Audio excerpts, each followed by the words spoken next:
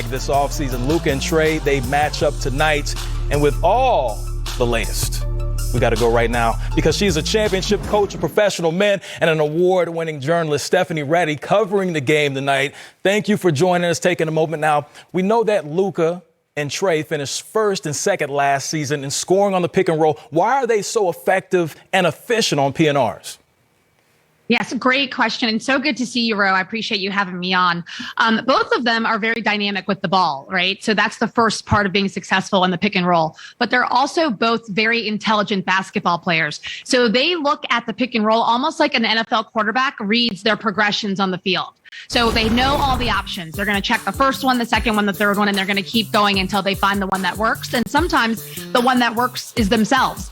We've seen both of them come off that screen, shoot the floater in the paint, step back, shoot a long jumper. They're able to do everything. So the first part is the ability to create off the dribble. The second part is the ability to finish in a number of different ways and areas on the court. And then the other part of it is the intelligence to see the pass and then the ability to make the pass. They can do all things on the court. So that's what makes the pick and roll so challenging to defend with those two. No question about it. And you talked about quarterback play and talking about point guards. Full circle for Hall of Fame coach Jason Kidd returns to lead the team he once drafted by and then later won a championship with. Now, what is it specifically about his pedigree that makes him uniquely qualified to be the head coach? Well, it's interesting, Ro, because we all remember Jason Kidd as the point guard, right? The consummate point guard, your prototypical point guard, body size, ability. He even improved his jump shot at the tail end of his career. He's so smart. As a head coach, we saw what he did in Milwaukee with Giannis. Remember, he was the one that put the ball in Giannis's hand to make him a playmaker, to make him go downhill and attack the defense. That was the brainchild of Jason Kidd. He has won a championship as a player in Dallas. He won a championship with the Lakers as an assistant coach. Among all the current head coaches right now in the NBA, there's only 4 of them that have checked 2 of the 3 boxes, meaning either a championship as a player, an assistant, or a head coach. So he's in really good company for others besides Jason. So I expect that he's going to continue to find some success in Dallas because it is home for him, but also because he will have the respect of the players. And most importantly, he's one of the few people that can actually speak to Luka in a language he'll understand in terms of basketball IQ and ability. No question about that. Now, there's been some rule adjustments. It was a major topic in the offseason. Players like Luka and Trae have benefited from the old rules. So what's your read on how players will adapt to these new rule changes? It's going to be really fun to watch because, as I mentioned, these two that we're watching tonight in Luka Doncic and Trae Young, they're not just exceptional physical talents. They are extremely intelligent basketball players. And I spoke with Trae Young last season at the end during the playoffs about the way he plays the game. I called him a professional foul getter, and I meant that as the highest of compliments. And he said, I'm not really seeking out fouls.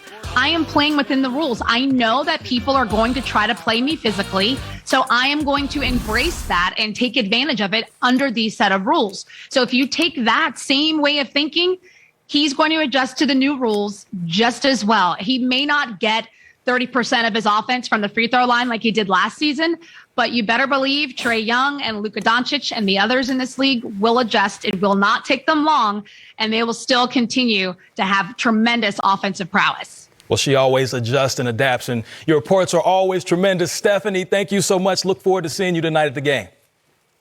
My pleasure, Ro. Have a good one. Yes, indeed. She's at the podium because, she's a big baller like that. Okay. Shouts out to Stephanie Reddy. So shouts out to Luka. We know, obviously, he has been a first-team All-NBA type performer. But obviously, what makes his game so much more effective going into year 3 now?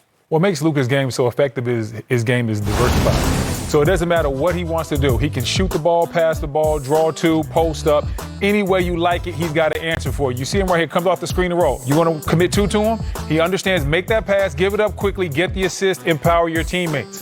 This time he's reading the pick and roll again, comes downhill. He makes sure to engage the big. The fact that he engaged that big just enough makes that shot a lot easier for his teammate. Now Luka comes off the screen this time, going right downhill. If you don't get to me, he has the layup, he has the floater, he has all that. We know that step back jumper that he has is killer. So the thing that makes Luka so good is that there's not one thing you can just take away and say, hey, we're going to limit him doing this, because if you take away the step back, he can drive to the basket. If you try to make him a scorer, he can go out there and get 20 assists. If you leave him one-on-one, he can slice you up anyway offensively because he has the mid-range game. He posts up smaller guards, and he pulls bigger guys out on the perimeter and lets them get, and then he gets deep into his bag. Definitely has a deep bag right there. We know what Luka can do, clearly capable, but then you have Kristaps Porzingis. Initially, everybody was excited. These two are going to be great together, two pillars, two primary options. Hasn't necessarily worked out the way we thought it would. What needs to change on the floor between these two? Well, I think that's the biggest hurdle that Jason Kidd has, is that Jason Kidd has to get the ball to Porzingis on purpose. This guy needs to feel like he is part of the offense. They don't call him the unicorn for no reason. It's because he's truly unique in the fact that he's a guy that can go out there and hit the three, has a very nice jumper and nice touch, but he can go in there and bang on you and block shots as well. They have to start calling more plays for Porzingis in the mid-post where he doesn't have to bang with guys, just turn around, shoot over small defenders, because what a lot of teams do is they switch the pick and roll, and then you see Porzingis go to the corner. Well, you can guard Porzingis if he's in the corner. That's true. But if he switches that screen and roll and he goes to the mid-post and then he starts turning around, shooting over those guys, then he becomes a problem. So I think that Coach Kidd, or J Kidd as we like to call him affectionately in Dallas, I think J Kidd is going to have to make sure that they run some plays that really feature Porzingis. Get him going early on. Hey, listen, the big fellas, you got to let them eat. They're not going to hey, the Dragon's not going to protect the castle for free. Get him a couple of little touches early on, make him feel good about himself, and then go on about your business. Definitely qualified to make that statement. Something tells me you've used that line before. No about question. the Dragon. So told Gilbert Arenas that a lot. Now, you mentioned J Kidd, Coach Kidd, whatever you want to call him. Obviously, he's a legend in the game, Hall of Famer, a one-time teammate of yours, one of the men responsible for putting a ring on your hand. Yes. You know? So just your memories of J Kidd on the floor, as a coach on the floor, how do you think that's going to translate coming back to Dallas being the head man? J Kidd has always been a coach, even when he didn't have the title. He was a guy that he would tell you, hey, listen, do this, do that. He was one of those guys that just with his eyes sometimes. I remember when me and Karan first got to Dallas, we didn't know the playbook that well, and we had to play like the very next night. He was just telling us where to go with his eyes. It was amazing. He'd just be looking at me like, hey, get over there, do this, do that. And this is the moment where I knew J Kidd was going to be an excellent coach. We were playing the Clippers, and Rick Carlisle empowered J Kidd to run the play at the end of the game that we were going to run to win the game. And he said, listen, Mo Williams, when he played for the Clippers, said he's been cheating our pin down screen all game long. He told me, and I think it was Sean Marion, move your screen up a little bit higher. And when Jay Terry acts like he's coming off of it, he said, Jet, go back door, you're going to be wide open. Mo Williams fell into the screen. He was in me and Sean Marion's arms. Jay Terry was laying it up one-on-one. So he called the play just because he just understood the feel for the game. He's always had that type of feel. He has had that type of feel. I mean, I actually remember watching that play. So those are great memories that Jason Kidd created. Again, like I said, led you guys to a championship. I happen to wear my ring today. It's a little Cracker Jack ring, but we'll talk about that another day. But he has everything laid out for him. He has the accolades. He has the acumen. Do you feel like he is going to have success with this Dallas Mavericks team ultimately? I think he's going to have a lot of success, and I think that success is going to come down to developing Porzingis. We know what Luka's going to do, but if you watched in the playoffs last year, what happened was they were starving for that next guy to step up. And Luka, he would start to wear down in the fourth quarter. So I think as they develop Porzingis from the jump of this season, I think they're going to have a lot of success because Luka's probably a top 5 player in this league right now, and Jason Kidd's going to get the most out of him. Luka's had a ton of success in the playoffs, hasn't led his team out of the first round. Trae Young, on the other hand, he has, getting to the conference finals last season. You know, ATL was electric. Just looking at him going into this season, there's going to be tons of expectations. You feel like he's going to be able to meet those along with his teammates? Oh, yeah, there's nothing that Trae Young can't do. Trae Young is truly special as well. And I know that when we think about this trade, everybody thinks it's one-sided. Oh, the Dallas Mavericks got the better of it. But, hey, listen, let's not forget about how special Trae Young is. Trae Young is one of those guys that he, too, can go out there and get you 30 points or 20 assists. He's understanding the game. And the biggest thing that I saw last year, he started turning down bad shots to get good shots. And more importantly, he started even turning down sometimes good shots to get his teammates involved. Get guys like Capella feeling good, John Collins. Get those guys some easy lives because he knows he's going to have the ball in his hands. He can get his at any time. So I think that when you talk about Trae Young, he's been truly special since I saw him in college. Let's not forget in college, this guy led NCAA basketball in scoring and assists. No question. First time that had ever been done. So he can mix it up whatever you need. Two-man game working to perfection. Him and Collins is kind of like 3 stacks and Big Boy. You know? Sir. The crowd just goes wild like Holyfield won the fight. Those two have that synergy together. Looking forward to seeing what they can do in the upcoming season. I'm looking forward to it, too. I think they have to build on what they did last year. Right now, They got a lot of buzz around them. And this is probably the first time in a long time that the city's felt that way. They got to capitalize on that. Yes, indeed they do. Well, we know who capitalized last season off ATL. It was Giannis and the Bucks. They won in 6 in the Eastern Conference Finals, and they went ahead and won in 6 in the finals. The rings and things you sing about, bring them out. Talking everything Bucks next. When we come back.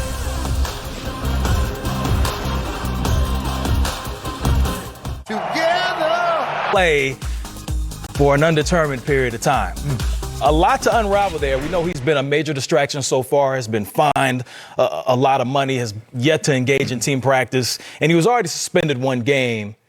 At this point, and this is just me personally, I don't see a way where he can ever play for the Sixers ever again. Your thoughts? Well, I think it's going to be very hard for Ben Simmons to play for the Sixers because, first of all, the fan base is totally turned on him. His teammates now don't want him there. So they're going to have to get this deal done. But the problem is the 76ers organization, they're charging teams the same prices as when they got him the first year when he was the number 1 pick or when they gave him the $140 million or whatever the contract is. They're trying to get that type of value back, but Ben Simmons is no longer viewed as that type of player. As your boy, the great philosopher Fat Joe likes to say, yesterday's prices are not today's prices. Exactly. And so that's part of the problem is that Ben Simmons was once the number 1 pick. He was an incredible talent, incredibly good on the defensive end. But teams know that, hey, this guy not only doesn't shoot the ball well, but is sometimes afraid to shoot. So that is where the dynamic comes in. They're trying to get prices from 2 to 3 years ago, and they're trying to apply that to today. It's not really going to work. I think the 76ers are going to have to lower their asking price, and maybe they do a deal with somebody like the Sacramento Kings. They're trying to get rid of Marvin Bagley and maybe like Buddy Hield, something like that. But I don't think they're going to get the haul that they once thought they were. No question. He is a skilled basketball player. We know he's been an all-star multiple times. However, there are some liabilities on the offensive end that are glaring, and we saw them develop in the playoffs last year. And we got tweet ins because apparently Daryl Morey has been speaking. So this is the tweet coming in from Chris Mannix. Philadelphia radio interview confirming what's been widely believed. He will not be pressured into trading Ben Simmons. Quote, people should buckle in. This is going to take a long time. Oh, that ain't people. That ain't people. Hey, listen, Who is it then? He is talking directly to Rich Paul and Clutch Sports. Buckle in. You're going to be in for a long ride. You thought you were going to bully us into a deal, but we will move on this process when we think it's good for us. So that tweet wasn't meant for me, wasn't meant for you, wasn't meant for my mama. That tweet was meant for Rich Paul and Clutch Sports, letting those guys know, if you think you guys are going to come up here and just disrupt things and we're going to get Ben out of here as soon as he wants to, no, we're not going to do that. So I see what Daryl Morey is trying to do, but I don't see how this ends well for the 76ers. I think at the end of the day, they're going to have to take a below market value for Ben Simmons to get him out of there. Yeah, it doesn't seem like it's going to be happening anytime. So hopefully, for the sake of all basketball fans and Philadelphia, that franchise and that city, they deserve to have a team at full strength. I just wanted to get resolved. Right. So we're done talking about the drama. Yeah. You see that we have all this nice signage here because it is the 75th anniversary of the NBA, and we are celebrating it by honoring the greatest 75 players of all time. Tuesday, 25 were announced. Wednesday, 25 more were announced. So let's focus on the first day. So B. Wood, obviously everyone on this page is worthy, but who are some of your favorites that stand out to you? Well, first off, for me, come on, 2011, special year in Dallas. So Yes. I'm going with my guy, Dirk Nowitzki. He stands out to me the most. And then I've got to roll with Kareem Abdul-Jabbar, one of the best to ever do it. When we talk about who's the best, people say Mike or they say LeBron, they got to mention Kareem's name a lot more also. Guy invented the skyhook, man. Michael LeBron, hold that thought. Let's call it a segue. We'll come back to that. Maybe the most decorated player in the history of the game, talking about Kareem. And then there was day 2. I'm looking at this list. Shouts out to Bubba Chuck. Glad to see him on there, but that was expected. Who stands out for you? Guys that stand out to me, one of my favorite players growing up, Patrick Ewing. I wore number 33 because I love the New York Knicks and Patrick Ewing growing up. And also, guy that stands out to me, the big fundamental. When we start talking about guys in the top 10 basketball history of all time, because Tim was, some would say, boring or he didn't have all the highlight plays, people sleep on how dominant and how great he was. No doubt about it. He was indeed great. Now, the final 25 will be announced exclusively, that's right, on TNT. The pregame begins at 6 following us. Go ahead, flip over, use a remote control if you're using an app. Whatever you're using, make sure you tune in because the last 25 will be announced. And you talked about MJ and talking about the homie 2-3, Jordan and James ain't no different. We all balling the same. We're going to get to both of those guys, but let's talk about MJ, your fellow Tar Heel, obviously played with him. Your thoughts, and I mean, we all knew Mike was going to be named, but just your thoughts on Mike being named. But, a better question. Favorite Mike moment to where you realized when you were playing with him that, okay, yeah, this is MJ? When I played with him or watching him play? When you played with him. When I played with him, I think the greatest Mike moment to me was on the defensive end. It was a very close game, and he just went up and blocked Ron Mercer's dunk with 2 hands. And I was just like, this is 40-year-old Michael Jordan. Came out of nowhere. Ron Mercer was on a fast break, and Mike just came out of there and caught his shot with 2 hands on the layup. It was an incredible play for a guy that was 39, 40 years old to still make that type of play at the end of his career. Yeah, that was outstanding. And as you see, I mean, pick your favorite Michael Jordan play. They're all over the place. Shooting at the free throw line with your eyes closed, Dikembe talking to you. Skirt. Come here, B. Russell. Was that a push-off or no? Nah. Doesn't matter. Looks like a good crossover to me. So, obviously, we know number 23, Chicago, Washington, making the list. But then you have another guy who you competed against, also played with later on in your career, LeBron James. Not a shocker. Pretty safe to say he's going to make the 75 list. Oh, yeah, LeBron's going to be up there. When you talk about best players in the game, for me, just my opinion, it's Mike and then it's LeBron James. And LeBron has just been that good. He's probably had the longest run as far as being a dominant player.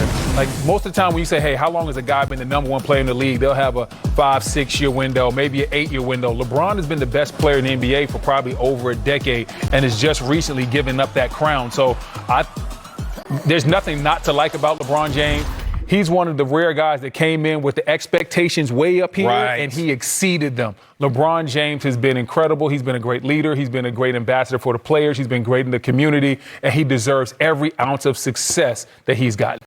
Yeah, I mean, he's been wearing that crown for a very long time. Don't call him King James for nothing. I'm just saying that crown is heavier than the chains that Slick Rick wears. So I'm just saying, he's been toting a lot. The young kids don't know who Slick Rick is. They know who came out there. We were so emotional, focused on the rings. Man, the Heat smoked us that night. Yeah, y'all got smacked. It got ugly quick. Yeah, it did. Yeah, it got ugly real quick. Whereas the Bucks, it was the exact opposite. Yeah. Normally on ring night, you come in and you're focusing on last year. You're on such a high that the other team, they take advantage of you. But the Bucks, they were the team that had the most energy. They were the team that was buzzing from the jump. So I was very impressed that this team on ring night didn't let the ring night become a distraction. They didn't focus on last year. They're already focusing on this year, and they gave KD and them boys that work. Yeah, they did. They got out led by 12, ended up winning by 23. It really wasn't close. They had it on lock. And listen, Giannis, again, the complete package, showing us once again why he is the best two-way player in the game. We saw that on Tuesday night. Yeah, Giannis is one of those guys that he just does a little bit of everything. No matter what you need, he gets it done. Now, you see Giannis right here. Sees Drew Holiday on the weak side on the strong side. Giannis being on the weak side says, hey, I'm not going to stay out here on the perimeter. I know they're not going to guard me out there. I'm going to cut to the basket. Nice, easy jump hook. But he misses it. Don't worry about that. Stays with it. Gets the offensive rebound. That's what I'm talking about with versatility. Look what he's doing on this play right here. He's guarding somebody. He's talking defensively. Hey, he's telling Middleton, go out there, get Patty Mills. I got KD on the weak side. Now he's giving some help. Look where his eyes are. Oh, Claxton comes down the lane. You tried it, but Giannis was not having any of it because he is that dynamic from a defensive standpoint. Offensively, this is the part of his game that everybody criticizes, and he is not afraid to take that shot and make that shot when the time comes. That is why Giannis is the best two-way player we have in this league, because whether we're talking about hitting shots offensively, just being aggressive, rebounding, getting out in transition, steals, blocks, whatever you need it, he's got it, and he'll get it done for you. And that's why the Bucks are defending champions. Yeah, he clearly understood the assignment when it comes to balling at a high level. Then you have the Miami Heat. We know this is maybe somewhat of a rivalry in the bubble. We saw the Heat knock off the Bucks, and then last year they play again in the playoffs. The Bucks send the Heat home. He'd say, let's get some reinforcements. Kyle Lowry, champion, 16-year vet. They bring him along to this team to add him to Bam, Jimmy Butler, Tyler Hero. How is he going to affect this Heat team? I think when you look at this Heat team, they're just going to be gritty. There's a lot of guys that aren't afraid to do the dirty work when you talk about Jimmy Butler, Bam Adebayo, Kyle Lowry, You still got they got PJ Tucker over there as well. So I'm expecting this Heat team to be one of the better defensive teams in the league. And then when they keep it close down in the fourth quarter, they have a bunch of guys they could go to that have big-time playoff experience when you talk about Jimmy Butler or you talk about Kyle Lowry. Either one of those guys coming down the stretch of a close ball game, they understand how to win, and they're tough as nails, not scared of the moment, and they'll knock down their free throws.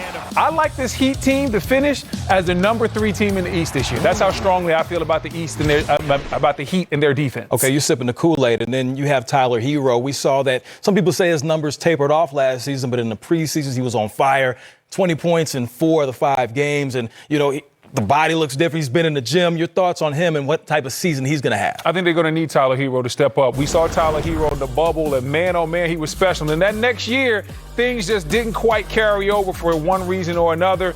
They started him at the beginning of the year, and they tried to bring him back off the bench. And sometimes when you're a young player, you can start reading the press clippings a little bit too much. Coming out of that bubble, he was special. They started touting him as the next guy and maybe giving him a little bit too much praise too early. I think Tyler Hero coming off that bench as a 6th man is very important. Certain level while he's gone, they're waiting his return. Well, you understand with Klay Thompson coming back in January, it's going to take time for Klay to look like Klay.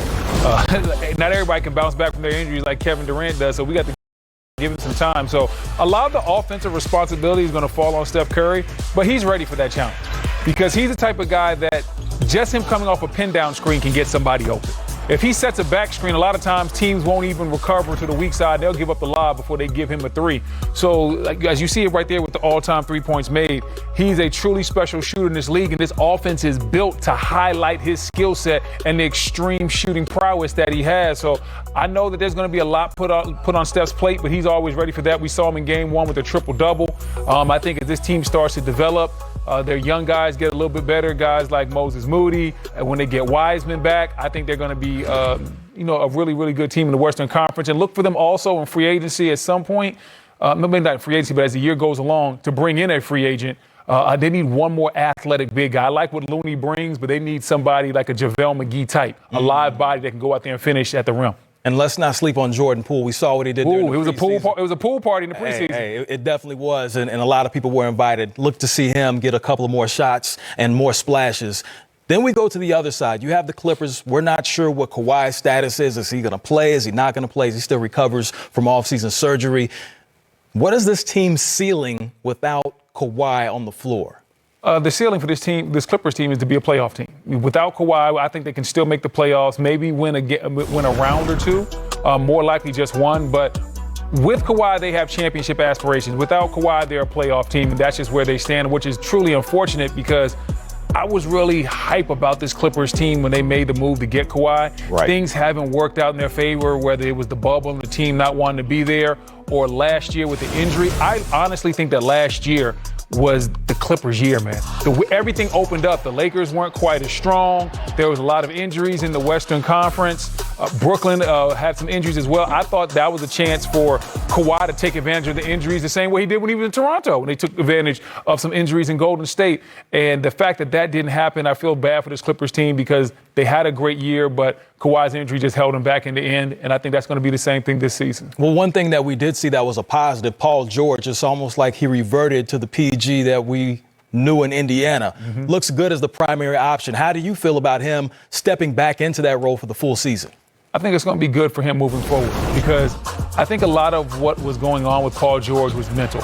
He started listening to the peanut gallery, a lot of people talking, they were laughing at playoff P, ha, ha, ha. But the fact of the matter is, when he was forced into that role of being the old school PG-13, his game was looking flat out rated R at times because he was getting it done. He was getting buckets all over the court. And he needs to get back to that mindset and stay in that mindset. Even when Kawhi comes back, Paul George has to stay in that mindset that we saw that last year when he was in OKC, where he was averaging 27 points per game and